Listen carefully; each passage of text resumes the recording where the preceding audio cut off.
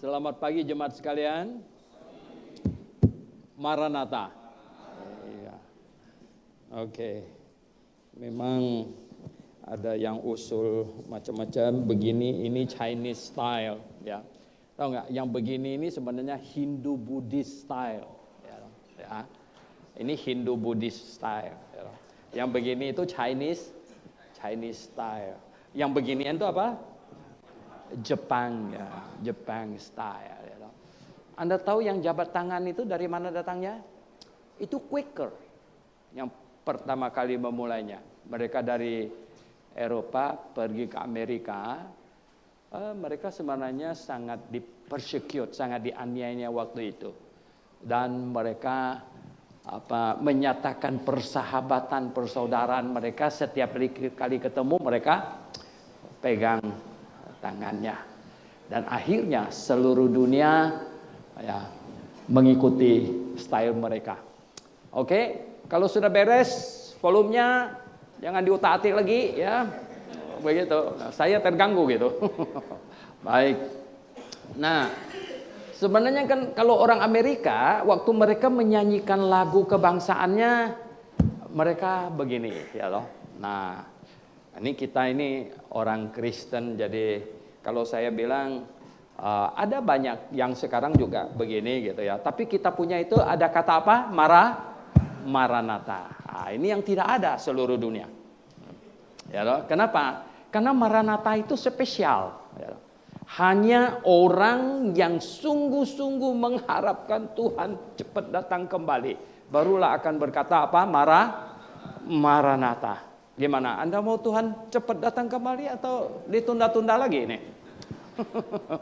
Kita mau secepatnya ya. Betul ya. Ya, ini agak menakutkan. Saya bilang menakutkan begini. Memang ada banyak yang memprediksi gitu ya. The worst nanti akan terjadi bukan di dalam Cina, tapi di luar Cina. Mengapa? Walaupun merebak awalnya di Cina, karena style governmentnya itu begitu keras, komunis. Bayangkan, dia tutup satu provinsi Hubei, ya, tidak bergerak, semua orang harus di rumah. Mereka nggak patuh. Tapi kalau Jakarta ditutup tidak boleh bergerak, itu semua orang malah bergerak, gitu. Ya enggak? Ini akan jadi masalah besar ini, ya. Apalagi kita ini begitu luas, tersebar kemana-mana. Dan Amerika ini sekarang dalam keadaan bahaya. Amerika juga freedomnya begitu tinggi gitu. Ngerti nggak? Ya, freedomnya begitu tinggi. Mereka nggak banyak yang mau dengar governmentnya, arah-arahannya. Disuruh tinggal di rumah, bergerak terus ya itu akan kemana-mana. Saya sama Pak Alfred sama Simo baru pulang dari Manado. Anda bisa bayangkan, saya tadi pagi agak sesak-sesak sedikit, saya khawatir juga gitu. Loh kenapa tahu nggak awak? Loh saya bilang, coba bayangkan, orang naik dari pesawat kita turun duduk di situ. Siapa tadi yang duduk sebelumnya? Ya toh? Kan kita tidak tahu. Ya nggak? Bayangkan, dari UNICEF kasih arahan, kalau virusnya jatuh di tempat metal, ya. Itu 12 jam dia hidup. Kalau di kain itu 9 jam. Ya padahal orang baru check out dari hotel, kita check in, betul nggak? Lalu bergumul-gumul di tempat tidurnya, kalau dibersihkan. Kalau nggak dibersihkan, waduh cilaka kita ya nggak. Kita tidak tahu lagi siapa yang bekas tidur tadi itu baru check out punya, kita tidak tahu lagi ya. No? Wah ini betul-betul ya, saya bilang kita berseru kepada Tuhan saja loh ya. Kalau di Indonesia ini merebak, Pak Alfred bilang kita pindah ke Kampung Lansa di Manado di sana, atau pergi ke RBC ini. Ini memang repotnya bukan main ini. Ini keadaan dunia ini. Ya makanya, jadi sekarang di Cina katanya sudah mulai stop gitu, tapi di Eropa sekarang. Ya. Wah, orang Italia sekarang disuruh tinggal di rumah semuanya, gawat sekali ya. Orang Italia. Dan Amerika baru Presiden Trump tadi malam stop semua penerbangan termasuk Inggris sekarang. Ya, semuanya. Tadinya kan cuma 16 negara Eropa stop penerbangan ke Amerika. Ya, mereka marah-marah kok Inggris boleh gitu. Ini tadi malam termasuk Inggris stop semua penerbangan. Ya, wah ini besar ini urusannya. Ya, jadi jemaat yang saya kasih dalam Tuhan, tetapi Ya, bagaimanapun juga. Mari kita renungkan firman Tuhan di Matius pasal 11. Mari kita lihat Injil Matius pasal yang ke-11. Injil Matius pasal yang ke-11. Kita akan baca dari ayat 15 sampai 19. Injil Matius pasal yang ke-11 dari ayat 15 sampai dengan ayat yang ke-19. Kita baca sama-sama. Ya. 1, 2, 3. Siapa bertelinga, hendaklah ia mendengar. Dengan apakah akan kuumpamakan angkatan ini? Mereka itu seumpama anak-anak yang duduk di pasar dan berseru kepada teman-temannya, kami meniup seruling bagimu, tetapi kamu tidak menari. Kami menyanyikan kidung duka, tetapi kamu tidak berkabung. Karena Yohanes datang, ia tidak makan dan tidak minum, dan mereka berkata, ia kerasukan setan. Kemudian anak manusia datang, ia makan dan minum, dan mereka berkata, lihatlah, ia seorang pelahap dan peminum, sahabat pemungut cukai dan orang berdosa. Tetapi hikmat Allah dibenarkan oleh perbuatannya. Kita berdoa. Bapa di sorga, tolong kami supaya kami dapat memahami apa yang sudah Engkau tuliskan bagi kami melalui Matius, Tuhan. Pimpin kami sekali lagi agar akal budi kami, hati kami connected kepada kebenaran firman-Mu, Tuhan. Pimpin kami semuanya. Dalam nama Tuhan Yesus Kristus kami berdoa. Amin. Saya sengaja ajak baca dari ayat 15 yang bunyinya, siapa bertelinga, hendaklah ia mendengar. Setiap kali Anda ketemu kata ini dia ucapkan oleh Tuhan Yesus, siapa bertelinga, hendaklah ia mendengar, adalah dia menyampaikan sesuatu yang super penting. Setiap kalimat ini Tuhan sampaikan. Siapa yang bertelinga, hendaklah ia mendengar. Karena dia menyampaikan sesuatu yang sangat penting. Di atas sebelumnya, sebenarnya Tuhan Yesus mau katakan kepada murid-muridnya dan orang Yahudi, bahwa kebenaran itu sebenarnya sudah sangat jelas. Karena di atas sebelumnya, murid-murid memperbincangkan, siapakah Yohanes Pembaptis ini? Yang kepalanya dipenggal. Siapa dia? Dan Tuhan Yesus kasih tahu sebenarnya dia adalah Elia. Dan Tuhan berkata di atasnya, kalau kita baca di ayat 10, karena tentang dia ada tertulis katanya. Tentang dia ada tertulis apa? Lihatlah aku menyuruh utusanku mendahului engkau, ia akan mempersiapkan jalanmu di hadapanmu. Jadi siapa ini? Ini dikatakannya di Maliaki pasal 3 ayat 1. Dan diteruskan di Maliaki pasal 4 ayat 5. Bahwa dialah Elia. Dialah Elia. Jadi orang Yahudi tahu persis. Mereka ulang-ulang memahami. Sebelum Mesias datang, Elia mesti datang duluan. Maka itu mereka sering bertanya, apakah engkau Elia? Apakah engkau Elia? Lah, Yohanes Pembaptisnya bilang bukan. Nah, banyak orang tanya sama saya, lalu Tuhan Yesus bilang Elia. Nah, Yohanes bilang dia bukan Elia. Nah, Yohanes bohong dong. Enggak sih. Saya bilang enggak. Lah kenapa? Yohanes memang enggak tahu dia siapa. Yang tahu dia siapa itu siapa? Ya Tuhan yang paling tahu dia itu siapa. Yohanes dikasih tahu dia, engkaulah suara yang berseru-seru di padang gurun, luruskanlah jalan dan sebagainya. Ya itulah yang dia sampaikan. Yang tahu dia siapa itu, ya Tuhan pasti yang paling tahu dia siapa itu. Nah, saudara yang saya kasih dalam Tuhan Yesus, sudah sangat jelas. Seruan Yohanes sudah sangat jelas. Apa seruan Yohanes? Apa seruan Yohanes ya? Luruskanlah jalan katanya ya. Yang lekak-lekuk ditimbun, ya toh. Wow, ya. Lihatlah anak domba Allah yang menghapus dosa dunia. Sudah jelas, tapi orang tidak mendengarkan dia. Orang tidak mendengarkan dia. Mereka anggap ini orang agak sinting. Semua orang pakai baju, dia pakai kulit. Semua orang makan roti, dia makan belalang. Jadi tidak diperhatikan. Saudara yang saya kasih dalam Tuhan Yesus. Dia tidak makan, tidak minum seperti orang lain. Katanya Tuhan Yesus bilang, mereka bilang dia apa katanya? Kerasukan setan ini Yohanes ini. Semua orang makan roti, dia makannya belalang. Ini kerasukan setan. Nah, katanya apa? Lalu Tuhan Yesus datang, dia makan dan minum. Di rumah Sakius dia makan, di rumah Simon si Kosta dia makan. Orang lalu bilang apa? Wah, ini pelahap. Tukang makan dan minum. Saudara yang saya kasih dalam Tuhan Yesus, sebenarnya kebenaran itu sudah sedemikian jelas. Kebenaran itu sudah sedemikian jelas. Saudara yang saya kasih dalam Tuhan, mau dikatakan apa lagi kebenaran tentang Allah sebenarnya di muka bumi ini? Oh, saudara, ya. Orang ateis bilang apa? Orang ateis bilang mereka manusia itu keturunan dari virus. Makhluk bersel satu, itu virus.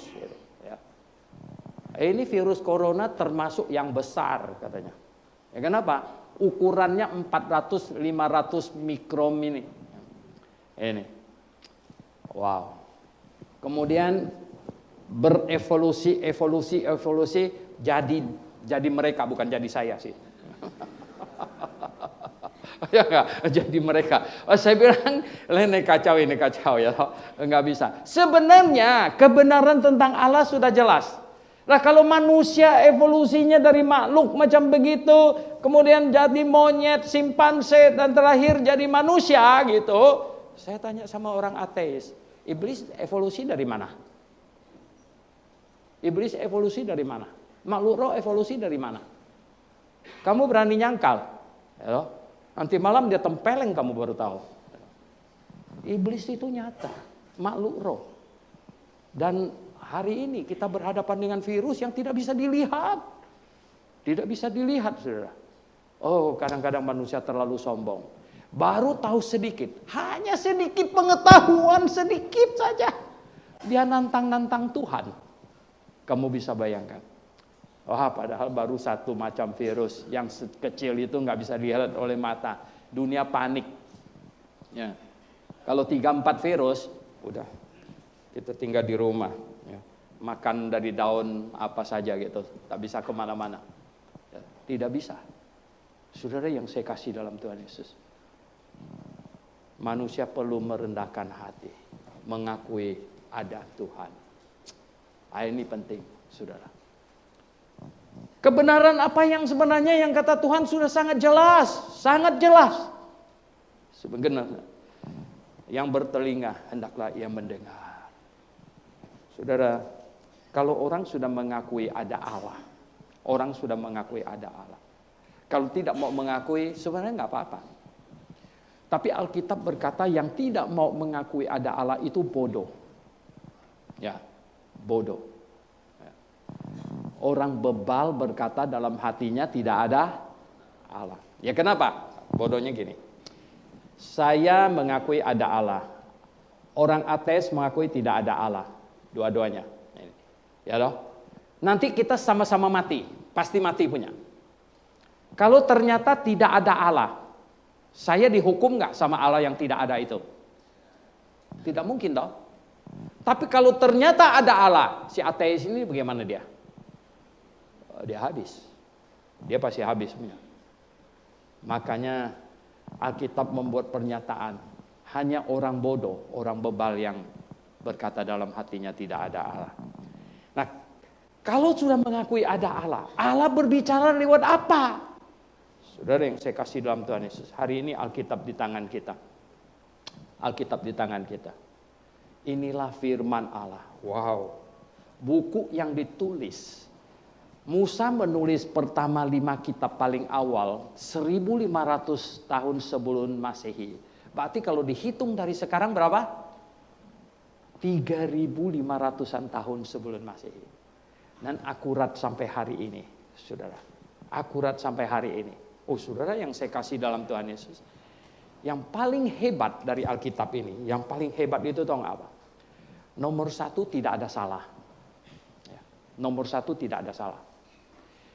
Berapa banyak musuh Alkitab sudah berusaha untuk mencari salahnya, cari siang malam, cari salahnya, nggak ketemu salahnya. Padahal, saudara yang saya kasih dalam Tuhan, di kitab Perjanjian Baru ada yang ditulis oleh nelayan. Itu nelayan bukan nelayan zaman sekarang loh. Nelayan zaman sekarang saja kamu pergi suruh dia tulis satu lembar surat pakai ukuran folio, kamu cek ada salah nggak? Pasti banyak salahnya. Kecuali nelayan yang nggak lulus sarjana lalu berubah jadi nelayan. Tapi kalau nelayan biasa, itu pun sarjana pun banyak salah. Saya tulis 44 buku, setiap kali saya suruh proofread, ada salahnya. Betul nggak Pak Ori? Pak Hasan yang sering proofread itu salah lagi. Aduh, saya bilang, padahal saya sudah hati-hati, salah lagi. Tapi saudara yang saya kasih dalam Tuhan, Anda tahu Petrus, ya tahu? Tidak tahu handphone dia. Tidak tahu laptop. Tidak tahu apa-apa. Surat Petrus. Tidak ada salah. Baik secara grammar maupun segalanya. Mengapa bisa begitu? Karena Tuhan yang menyertai. Tidak ada salah. Selain tidak ada salah, apalagi Alkitab, saudara. Alkitab memberitahukan hal yang akan datang. Oh, saudara yang saya kasih dalam Tuhan Yesus. Luar biasa. Anda tahu itu Raja Kores. Ya, ketika diperlihatkan kepadanya bahwa namanya sudah ditulis dalam kitab Nabi Yesaya 100 tahun sebelum dia lahir. Dia kagetnya bukan main. Kenapa bisa begitu? Karena Alkitab firman Tuhan yang Maha Tahu. Wah, ini luar biasa. Saudara yang saya kasih dalam Tuhan. Kalau seseorang menulis sesuatu, di dalam tulisannya tuh ada terkandung sifatnya. Ada terkandung sifatnya. Kebiasaannya memakai kata ini, kata itu, ada. Nah, ini ditulis oleh Tuhan. Ada sifat Tuhan di dalamnya. Sifat maha benernya, jelas. Sifat maha taunya, jelas. Sifat apa lagi? Sifat maha kasihnya jelas nggak? Jelas. Sifat maha adilnya, jelas. Semuanya jelas. Ada sifat ilahi di dalam firman-Nya. Nah, ini sangat jelas sekali. Saudara yang saya kasih dalam Tuhan Yesus. Nah, lalu kebenaran apa? Kalau kita sudah tahu ini firman Allah. Tadi ada Allah. Kemudian firman Allah. Sekarang firman Allah ini isi utamanya itu apa? Banyak orang Kristen tidak tahu. Kenapa disebut perjanjian lama? Kenapa disebut perjanjian baru? Apa itu? Perjanjian lama itu menjanjikan apa? Perjanjian baru itu menjanjikan apa? Ini harus jelas. Perjanjian lama menjanjikan apa? Sejak manusia jatuh dalam dosa, Allah janji mau kirim juru selamat. Manusia jatuh dalam dosa, semacam terserang oleh virus yang jauh lebih dahsyat dari COVID-19. Kalau ini paling-paling kita batuk-batuk, ya toh. Katanya yang tua mati, yang muda belum tentu, dan anak-anak agak kebal. Nah, ini, ya. Saudara yang saya kasih dalam Tuhan Yesus, ya. Nah, ini dosa lebih dahsyat dari itu. Manusia jatuh dalam dosa. Orang berdosa tidak bisa pergi ke surga.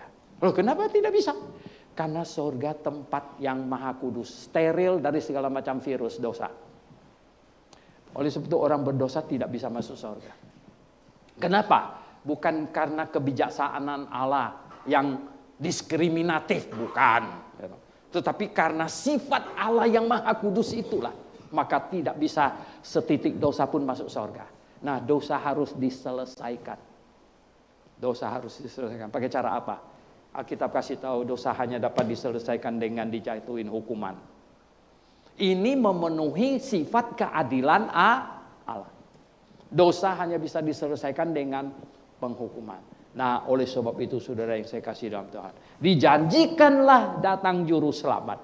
Dan juru selamat itu memberi dirinya dihukumkan atas dosa seisi dunia.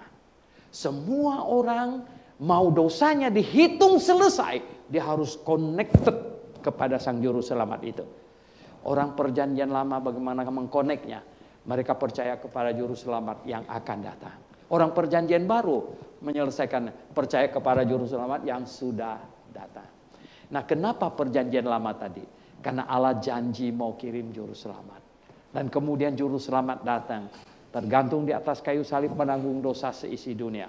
Barang siapa yang bertobat dan percaya kepadanya akan selamat. Janji Allah, perjanjian lama digenapi. Nah, setelah percaya, sekarang kita dijanjikan janji yang baru. Makanya di perjanjian baru. Janji yang baru apa? Barang siapa yang percaya kepadanya akan selamat. Dan Tuhan janji akan datang kembali menjemput kita. Wah, gara-gara virus ini banyak orang tanya sama saya, Pak Suhento, apakah ini sudah seperti yang terjadi di Wahyu pasal 7 begini begitu? Saya bilang belum itu belum. Kalau saya masih ada di Sunter belum, saya bilang gitu. Ketawa. Loh kenapa? Loh kalau cari saya sudah tidak ketemu, kamu perlu panik, saya bilang. Berarti kamu ketinggalan. Karena akan terjadi sesuai dengan Alkitab, Tuhan janji akan kembali. Menjemput kita. Berarti akan datang menjemput kita. Ini perjanjian yang baru. Oh, saudara yang saya kasih dalam Tuhan Yesus, kita hidup menantikan perjanjian Tuhan bahwa Dia akan kembali untuk menjemput kita. Amin, saudara sekalian. Nah, kenapa kita Maranatha? Ya loh. Cuman di GBIA. Tempat yang lain shalom, sekarang nggak shalom lagi, takut virus. Shalom kan damai katanya nggak. Tapi kita Maranatha. Ya, kita mengharapkan Tuhan cepat datang kembali. Yalah. Hanya orang yang siap kok yang mengharapkan Tuhan cepat datang kembali, betul nggak? Yang tidak siap bagaimana? Tuhan datang kembali. Jangan dulu lah, jangan dulu. Saya belum pasti masuk surga. Wah, ya. Tapi kalau kita bilang apa? Maranatha. Tuhan datanglah segera. Ya, Tuhan datang segera. Nah, saudara yang saya kasih dalam Tuhan Yesus, lihatlah ya. Kita lihat di sini. Nah, hal kedua yang saya mau kita perhatikan ya, dari Matius pasal 11 ini di sini. Manusia ternyata kehilangan kepekaan, ya. Manusia kehilangan kepekaan, saudara. Ya, Tuhan Yesus bilang apa? Dengan apakah katanya apa? Dengan apakah akan kuumpamakan anggatan ini? Mereka itu seumpama anak-anak yang duduk di pasar dan berseru kepada teman-temannya. Kami meniup seruling bagimu, tetapi kamu tidak menari. Kami menyanyikan kidung duka, tetapi kamu tidak berkabung. Saudara yang saya kasih dalam Tuhan, ya. Enggak peka ini ya. Sensitivitasnya hilang. Ditiupkan seruling katanya tidak menari. Dinyanyikan lagu duka tidak menangis. Sensitivitasnya tuh hilang. Kenapa bisa begitu? Ya, hari ini saudara yang saya kasih dalam Tuhan, saya banyak memberitakan Injil kepada orang. Saya lihat orang ini nggak connect, ini nggak connect, nggak bisa. Ya. Kenapa tahu nggak? Nomor satu, dia nggak pernah mikirin perkara rohani. Dari pagi-pagi bangun dia mikirin perutnya, mau sarapan apa. Ya, seterusnya dia pokoknya mikirin semua yang di dunia ini, mikirin materi, mikirin semuanya.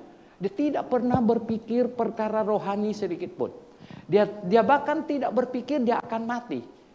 Ya, belakangan ini mulai agak kaget sih. Rupanya barang sekecil tidak bisa dilihat oleh mata bisa bikin mati rupanya. Kalutnya dia bukan kalut mau mati, persiapkan diri matinya. Persiapkan ras ke supermarket. Beli banyak Indomie, beras semuanya. Wah, habis semuanya. Saya bilang sama Pak Yunus, nggak apa-apa biar mereka beli semuanya beras, buah Indomie. Ya. Nanti acara virus ini selesai, kebanyakan ya diantar ke panti asuhan kita aja gitu. Nah, saudara yang saya kasih dalam Tuhan, ya kan? Itu yang mereka pikirkan. Padahal saudara yang saya kasih dalam Tuhan Yesus, tahu nggak orang macam apa yang bisa diselamatkan, bisa percaya Tuhan? Orang macam apa, tahu nggak? Orang yang sekurang-kurangnya ada mikirin, kalau mati kemana saya? Kalau saya mati kemana? Kalau orang tidak pikirkan itu, nggak bisa. Ya. Firman Tuhan, bagaimanapun juga ke dia mantul lagi, gitu. Nggak bisa, ya. Nggak kena. Gitu. Tapi kalau orang mulai ada pikir ini, kalau saya mati gimana? Kalau saya mati, itu belum jaminan dia bisa dapat kebenaran. Oh, kalau saya mati, harta saya mau dikasih ke siapa? Kalut gitu. Yang nggak punya anak mau kasih siapa? Waduh, yang anaknya brengsek mau kasih siapa? Waduh, gitu. Kalutnya bukan main. Ya enggak? Ada kalut. Oh, saudara yang saya kasih dalam Tuhan Yesus, tahu nggak ya? Orang harus ya ada pemikiran rohani di dalamnya. Inilah. Ya. Nah, kata Tuhan Yesus. Orang-orang Yahudi pada zaman itu gagal memahami Elia sudah datang. Gagal mereka. Mereka gagal. Kenapa mereka gagal, tahu nggak? Mereka gagal karena mereka nggak baca Alkitab dengan benar. Sebab apa? Coba kita lihat di raja-raja. Raja-raja. Ya. Dua raja-raja. Coba baca di dua raja-raja. Ya. Ayat 7 dan 8. Pasal 1, 2 Raja-Raja pasal 1 ayat 7 dan 8. Kita lihat ini. 2 Raja-Raja.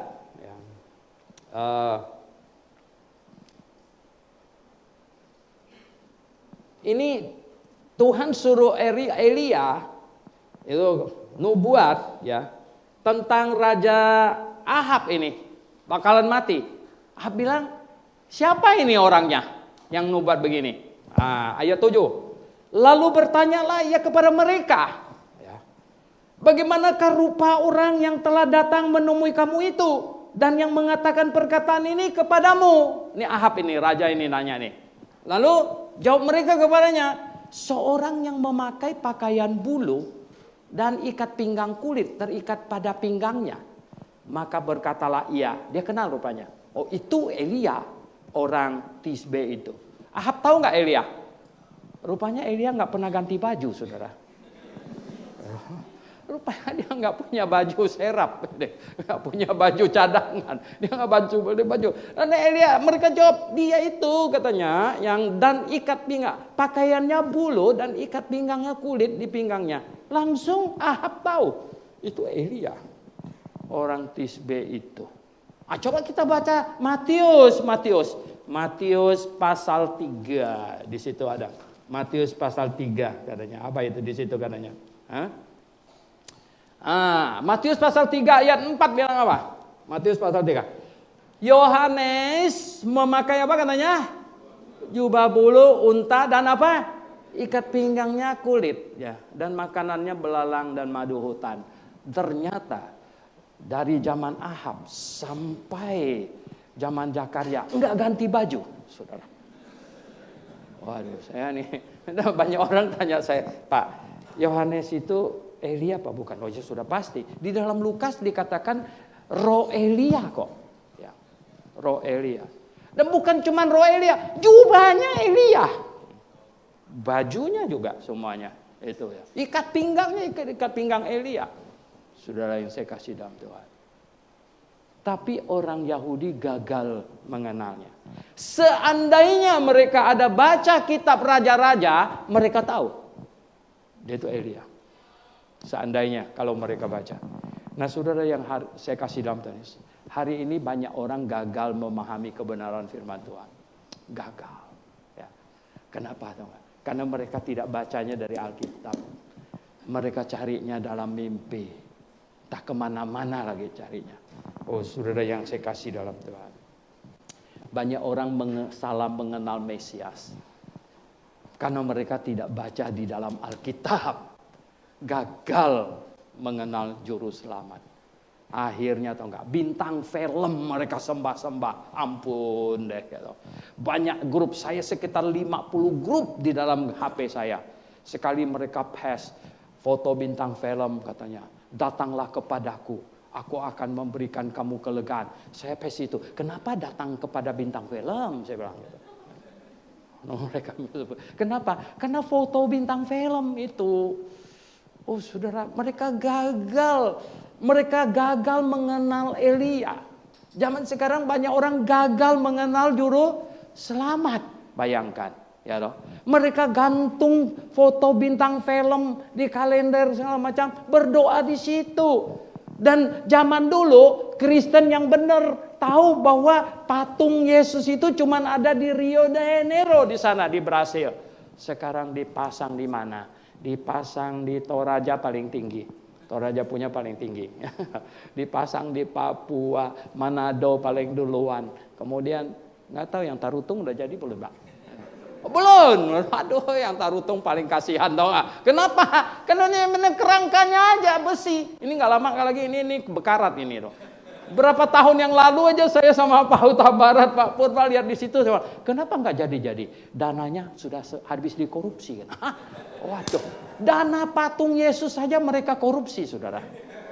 Anda bisa bayangkan ya dong. Nah, saudara yang saya kasih dalam Tuhan Yesus, akhirnya mereka mengenal Yesus yang salah. Yang salah. Ya, sekarang ini. Sama seperti orang zaman Yohanes. Gagal mengenal Elia. Tentu kalau gagal mengenal protokolernya. Ya kan? Elia kan protokolernya Mesias. Kan katanya dia akan datang membukakan jalan bagimu. Gitu loh. Ya enggak? Karena Pak Jokowi mau datang kan apa protokolernya? Datang duluan gitu ya, siapkan segala-galanya. Wah, apalagi kalau Trump mau datang, tahu nggak ya? Itu berapa ratus FBI itu sudah hadir di Jakarta sekian lama itu ya. Itu protokolernya. Saudara yang saya kasih dalam Tuhan Yesus, Elia itu protokolernya Mesias, dia datang. Mereka gagal mengenalnya, mereka gagal mengenal Mesias, dan hari ini akan terulang. Pasti akan terulang. Kenapa? Gagal mengenal juru selamat yang benar, yang Alkitabiah. Karena apa? Polarisasi tentang juru selamat makin hari makin masif. Waduh, kacau-kacau. Nah, saudara yang saya kasih dalam Tuhan Yesus Kristus, lihatlah. Banyak di antara mereka hari ini gagal mengenal kebenaran yang Alkitabiah. Sebenarnya karena hatinya degil. Hati orang zaman sekarang ini degil sekali. Ya. Ada banyak kebenaran yang sudah sangat-sangat jelas, sangat-sangat jelas. Ya. Apa saja misalnya kebenaran sangat-sangat jelas. Sudah Alkitab omongkan dengan sangat jelas. Apa? Bahwa keselamatan itu hanya oleh iman. Ada kelompok yang tambahin dengan mesti menguduskan hari Sabat. Ada lagi kelompok sekarang yang terbaru bilang apa? Percaya Yesus saja belum masuk surga lu. Ya, selamat nggak? Oh selamat, tapi belum masuk surga. Ini ngawur ini. Ya, ini ngawurnya bukan main. Kenapa? Katanya apa? Selamat, tapi belum bisa masuk. Nah kalau selamat di mana? Kalau nggak masuk surga itu selamat di mana? Ya, mereka membingungkan orang. Harus sempurna seperti Bapa. Jadi berusaha untuk sempurna seperti Bapa. Ampun, ada nggak orang yang sempurna? Tidak ada satu orang pun yang bisa sempurna. Ya dong. Terlebih lagi yang di Surabaya itu, yang garongin anak 9 tahun, mana bisa sempurna? Ampun, ya enggak. Nah, walaupun kita tidak melakukan hal yang demikian, saudara yang saya kasih dalam Tuhan Yesus, ini pikiran ini terlalu liar kadang-kadang, betul nggak? Gitu. Terlalu liar, maka kita tidak mau orang yang datang ke sini, misalnya cewek, ya toh, walah, coba bayangkan, kalau ada satu cewek datang ke sini nggak pakai baju, habis laki-lakinya nggak masuk surga semuanya. Betul nggak? Waduh, itu akan mencelakain semuanya nanti nggak masuk surga. Bagaimana kita mungkin bisa sempurna ya toh? Nggak mungkin ya, nonsen lah itu, nggak mungkin ya. Bahkan pikiran jahat itu Pak Stanley seringkali debat orang di grup itu, dia bilang apa? Mau sempurna katanya, ikutin yang Matius pasal 19. Tahu pasal 19 ada anak muda datang sama Tuhan Yesus bilang, "Guru, bagaimana supaya aku bisa ya menjadi baik. Tuhan Yesus bilang apa? Ini lakukan hukum Taurat semuanya. Oh sudah, dia bilang. Oh, sekali dia, sudah. Lalu Tuhan Yesus bilang apa? Kalau mau sempurna, apa katanya? Jual semua harta kamu, bagikan sama orang miskin, dan lu ikut aku gitu. Apa reaksi orang muda itu apa? Katanya dia pergi. Apa komentarnya? Karena banyak hartanya.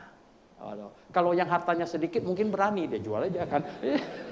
Kan dikit ya udah dia ikut dapat untung lebih banyak gitu. Tapi ini hartanya banyak, dia tidak bisa lakukan itu. Saudara kita tidak mungkin sempurna, tidak ada. Nah, ada macam-macam pengajaran hari ini, saudara, macam-macam. Padahal ada banyak hal ya. Saudara, ya, berabad-abad, beribu tahun orang baptis mengkhotbahkan bahwa baptis yang benar itu tidak boleh baptis bayi, betul nggak? Udah jelas-jelas bayi belum ngerti apa-apa kok. Sebenarnya ini kebenaran yang sudah sangat jelas kok, ya, sangat jelas. Ya, akal sehat yang dikit aja sehatnya gitu, ya, sudah bisa tahu gitu bahwa itu nggak benar. Orang belum bertobat percaya kok masa kita baptis dia gitu. Sebenarnya sangat simpel. Nah, saudara yang saya kasih dalam dan lihat, ini Alkitab kasih tahu kita. Mereka gagal mengenal Yohanes. Padahal mengenal Elia, Yohanes itu Elia. Padahal itu sangat jelas, Alkitab sangat jelas kok. Ya. Sangat jelas sekali. Bajunya bulu, ikat pinggangnya kulit, rohnya Elia, makanannya istimewa. Ya. Orang lain makan roti, dia makan belalang. Minumannya orang lain aqua, dia minum madu. Gitu. Jelas gitu, semuanya itu. Tapi mereka masih gagal mengenal dia. Banyak orang pada zaman ini gagal memahami kebenaran. Gagal. Sayang sekali saudara. Sayang sekali. Nah saudara yang saya kasih dalam Tuhan Yesus Kristus. Tetapi. Nah kalau kita mau memahami kebenaran dengan baik. Kalau kita punya hati yang sungguh-sungguh mau memahami kebenaran. Tuhan akan menuntun. Ya, Tuhan pasti menuntun. Amin saudara sekalian. Ya. Oh, bukan sedikit orang. Ya, sini sudah banyak.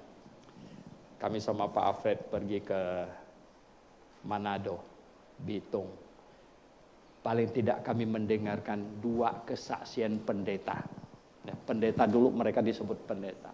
Ya, pengkhotbah. Mereka pengkhotbah yang hebat-hebat. Ya.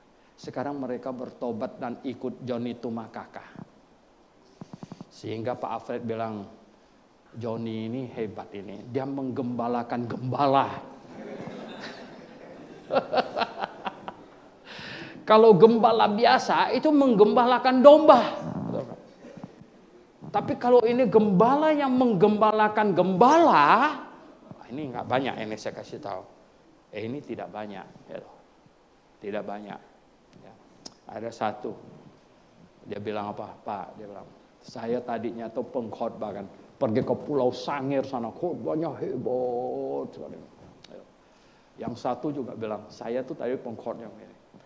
Yang paling hebat itu adalah apa?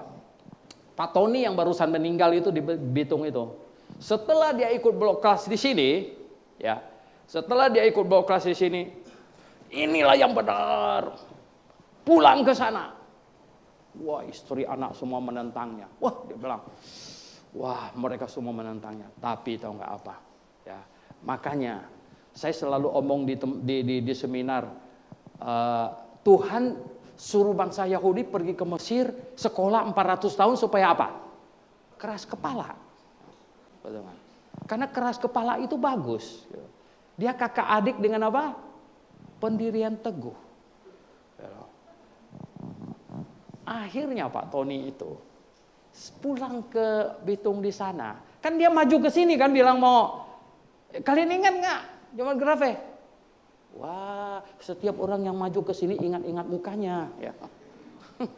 Dia maju ke sini, bilang bergabung karena sana belum ada jemaat. Tapi kemudian dia pulang ke sana, dia bilang apa? Baptis saya. Wah, Joni bilang, gimana Bapak udah siap-siap? Ya, saya sendiri aja baptis saya. Di laut dibaptisnya. Wah, istri anaknya semua menentang berat. Akhirnya apa? Kebaktian sendirian. Ya. Jadi Joni khotbah dia sendirian jemaatnya. Memenuhi yang Alkitab sebut 2-3 orang berkumpul, kata Tuhan Yesus apa? Aku ada. Jadi 2 orang berkumpul plus istrinya Joni memang ada 3. Gitu. Luar biasa. Yang 2 pendeta yang bersaksi sama saya sama Pak Alfred itu bilang apa? Kami termasuk yang olok-olok dia, Pak. Olok-olok dia. Ya, ada satu bapak bilang sampai kami teman baik, semua teman baik bilang dia, kamu itu udah begini katanya, sudah begini, bilang sudah miring. Mana? Itu ada gereja besar, padahal dia orang yang cukup berduit di situ, di Bitung itu orang terpandang loh, orang terpandang, ya. Dia pergi ke gereja mana aja pasti penyambut tamunya akan ini loh. Ya. Tapi enggak, dia pergi ke gereja yang dia sendiri, kamu bisa. Saya bilang, ini hebat, ya. Dia sendiri. Teman-temannya semua bilang dia udah miring begini. Dia nggak habis-habisnya kasih tahu mereka ini yang benar, ya. Kalau mau cari kebenaran, inilah dia tak habis-habisnya. Akhirnya dia berhasil meyakinkan temannya, semuanya ikut blok kelas berapa kali di sana, semuanya sudah yakin, termasuk istrinya sudah yakin, ya toh, tapi belum mau dibaptis. Luar biasa Tuhan itu. Akhirnya mereka ngomong apa? Sudah direncanakan. Minggu ini sudah mantap kalian semua, sudah. Kami minggu ini baptis katanya. Minggu ini, hari Minggu mau dibaptis. Tahu nggak dia meninggal beberapa hari sebelumnya? Pak Tony ini meninggal. Mereka shock semuanya. Lah, kita kan rencana mau baptis. Dia mau saksikan. Ternyata sekarang dia meninggal. Habis penguburan. Hari Minggu. Temannya semuanya dibaptis. Termasuk istrinya. Wow, saya bilang. Ini dia. Kalau orang mencari kebenaran dengan sungguh. Tuhan akan mempertemukan dia dengan kebenaran. Dan kalau orang sudah dapat kebenaran, sebenarnya yang lebih parah itu begini. Kalau Anda sudah ketemu kebenaran, dan kau menjualnya, ya, kamu lebih bodoh dari orang yang menjual emas bulan lalu. Sekarang emas hampir 1 juta. Betul nggak? Kamu lebih bodoh. Ya. Kamu lebih bodoh, saya katakan. Sekarang dolar sudah di atas, ya, 15.000. Banyak orang bilang, aduh kalau tahu saya beli dolar aja, katanya. Ya toh. Yang lebih baik belilah apa? Kebenaran. Nah, coba Amsal 23:23, ayo baca. Nah, Amsal 23:23. Wow, ya toh. Amsal 23:23. Apa katanya? Amsal 23:23. Wow, kita baca sama-sama. Amsal 23:23. Sama-sama. 1, 2, 3. Belilah kebenaran dan jangan menjualnya. Demikian juga dengan hikmat, didikan dan pengertian. Belilah kebenaran dan jangan menjualnya. Aduh, saya ketemu ada orang yang datang ke sini, dia beli kebenaran, kemudian dia jual lagi. Aduh, ditanya, kenapa kamu jual kebenaran? Habis istri suruh jual, Wow, istri suruh jual. Kacau deh, ada yang suaminya suruh jual kebenaran. Ada yang pacarnya suruh jual. Macam-macam. Oh iya, saya kasih tahu jangan. Orang yang sudah tahu kebenaran, kalau Anda pergi ke tempat dia tidak ada kebenaran, kau mundur, bukan maju. Mundur, betul nggak? Mundur nggak? Saya bilang sama mahasiswa, lebih lagi mahasiswa teologi. Anda sudah belajar di kelas dan lain sebagainya. Oleh satu dan lain hal, jatuh dalam dosa. Sesuai aturan kita mesti bagaimana? Maju ke depan, mengaku, biar telinganya dijewer. Tapi kau jangan tinggalkan kebenaran. Sekalipun kau akan dihukum, naik ke atas ini pakai lutut dari lapangan parkir di sana. Lakukanlah itu daripada kau tinggalkan kebenaran. Amin.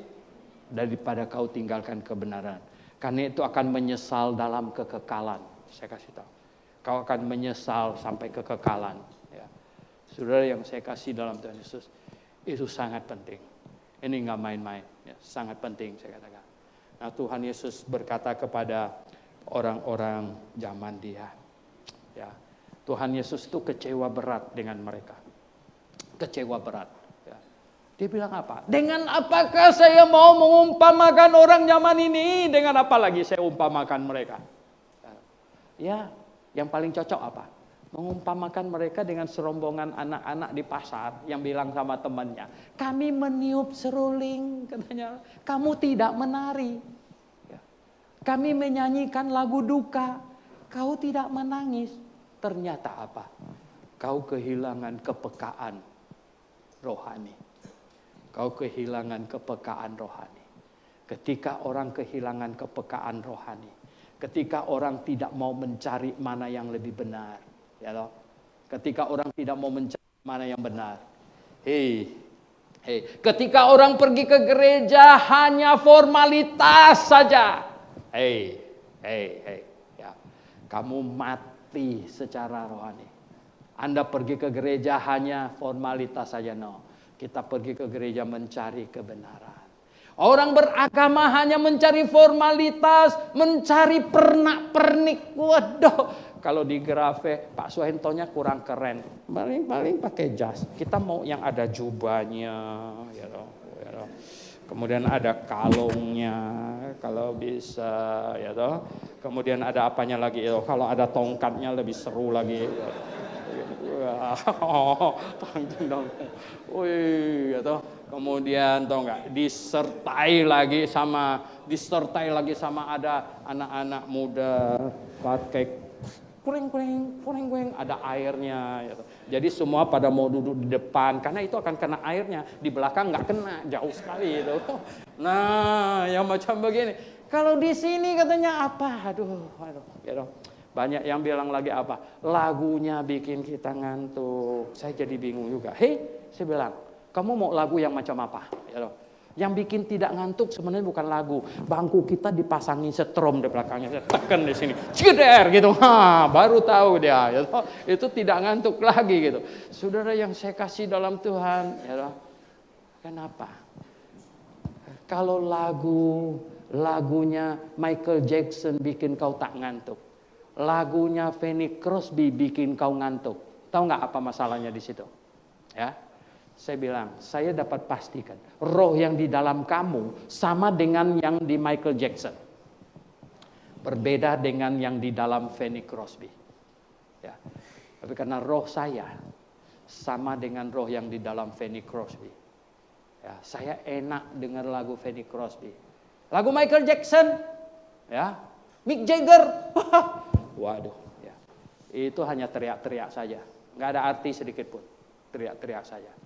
Nah, saudara yang saya kasih dalam Tuhan Yesus, belilah kebenaran dan jangan pernah menjualnya, karena harganya akan naik-naik terus sampai kita masuk dalam kekekalan. Jangan pernah menjualnya. Amin, saudara sekalian. Amin. Ya. Virus corona apa yang kita takutkan? Betul nggak? Bukan takut, ya. Hanya kita tidak mau dipersalahkan orang.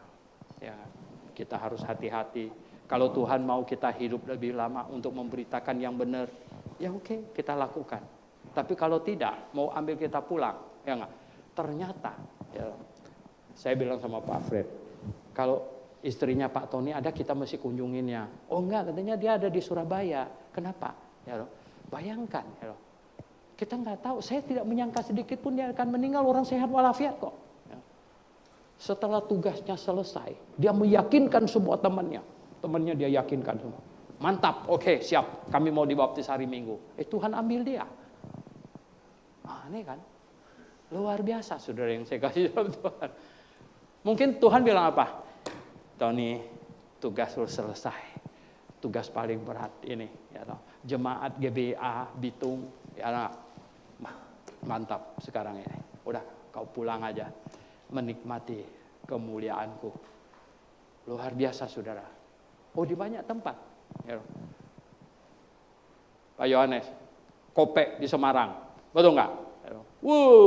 Saya mana ada orang percaya Tuhan kayak dia itu, ya dong. Bisa nggak percaya Tuhan? Ya. Dia kerja di satu toko bahan bangunan besi itu. Semua, ya toh, tiap hari dia nginjilin bosnya. Banyak orang berani nginjil orang lain, nginjil bos nggak berani gitu. Tapi dia nginjilin bosnya terus sampai bosnya pusing. Ini orang mau dipecat, sudah kerja terlalu lama gitu kan.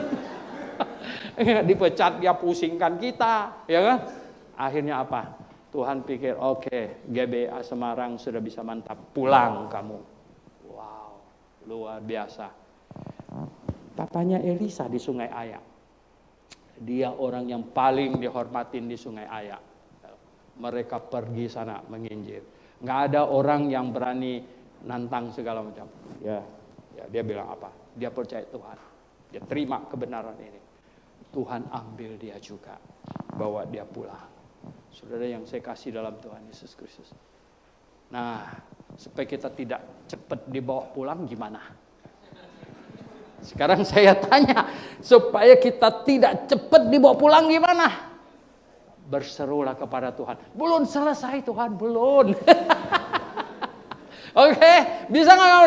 Belum selesai Tuhan, belum. Ya toh. Makanya saya bilang apa? Saya kira saya masih panjang umur. Saya kira saya masih panjang. Kenapa? STT di Manado baru mau start. Ya toh. Tuhan ambil bagaimana? Belum selesai Tuhan. Belum Tuhan, belum selesai. Ini. Kalau selesai Tuhan bilang apa? Suhento pulang, sudah selesai. Nah saudara yang saya kasih dalam. Kamu ada di dunia ini sekarang ini, Jemaat Grafe. Ada berguna bagi Tuhan nggak? Hah? Coba. Ya. Ada manfaat bagi Tuhan nggak? Ya. Katakan Tuhan, saya masih mau bekerja untukmu. Saya masih mau berjuang untukmu. Saya masih mau bermanfaat di muka bumi ini untukmu. Tuhan tolonglah. Biar saya hidup lebih lama berarti di muka bumi ini. Amin saudara sekalian. Kita berdoa. Mari kita renungkan. Ada banyak sekali kejadian di muka bumi. Banyak. Oh saudara. Bagi orang-orang yang tidak ada pegangan sama sekali. Tidak ada kepastian dalam hidup ini. Tidak ada jaminan bahwa dia kalau tinggalkan dunia ini akan pergi ke surga. Saya yakin mereka akan panik dengan wabah segala macam. Mereka bisa panik. Tapi kita tidak panik. Apapun yang terjadi, kita pasti pergi ke surga bersama Tuhan. Terlebih lagi saudara yang saya kasih dalam Tuhan. Jikalau Anda adalah orang yang sungguh-sungguh selamat, coba sampaikan kepada Tuhan dengan setulus hatimu. Tuhan, saya tahu hidup di dunia ini ada batas waktunya. Ada batas. Dan jikalau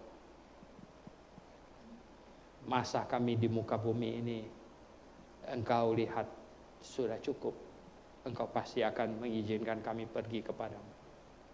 Tetapi Tuhan, saya ingin bekerja bagimu lebih banyak lagi.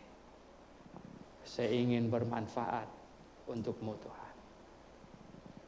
Saya ingin menjadi orang yang terlibat dalam pekerjaan pelayanan. Ingin terlibat Tuhan. Tuhan, oleh sebab itu, peganglah tangan saya, pimpinlah saya. Saya ingin melewati hari-hari hidup saya berguna untukmu Tuhan. Bapa di sorga, lihatlah jemaatmu. Jemaat yang Engkau peroleh melalui darahmu, tetes demi tetes di atas kayu salib. Jemaat yang adalah milik-Mu Tuhan. Tuhan, melalui jemaat ini, sekolah Alkitab di Jakarta ini berdiri. Dan satu lagi sekolah Alkitab di Kalimantan, di Ambawang berdiri. Dan sekarang kami sedang mau mendirikan satu lagi sekolah Alkitab di Manado. Dan ada berpuluh-puluh jemaat yang benar berdiri Tuhan. Tuhan, Kami semuanya tidak ada arti apa-apa jikalau bukan Engkau yang pegang kami. Jikalau bukan Engkau yang pakai kami. Oleh sebab itu Tuhan, tolonglah kami. Supaya hati kami tulus di hadapan-Mu. Dan menjerit-jerit ingin dipakai oleh-Mu sebagai alat-Mu. Apapun Tuhan dari kami. Ya, tenaga kami, uang kami, materi, bahkan doa kami Tuhan. Biarlah kami berdoa untuk pelayan-pelayan-Mu di berbagai daerah. Mereka mengalami pertempuran rohani sedemikian rupa. Tuhan, biarlah kami ikut ambil bagian dalam pertempuran itu. Tuhan, pimpin kami semuanya. Bapa Surgawi, kiranya kasih setia-Mu Engkau limpahkan kepada jemaat-Mu ini Tuhan. Engkau topang. Kami berdoa dengan segenap hati kami. Dalam nama Tuhan Yesus Kristus kami berdoa. Amin. Mari kita nyanyi lagu nomor 170. Barang siapa yang mau bergabung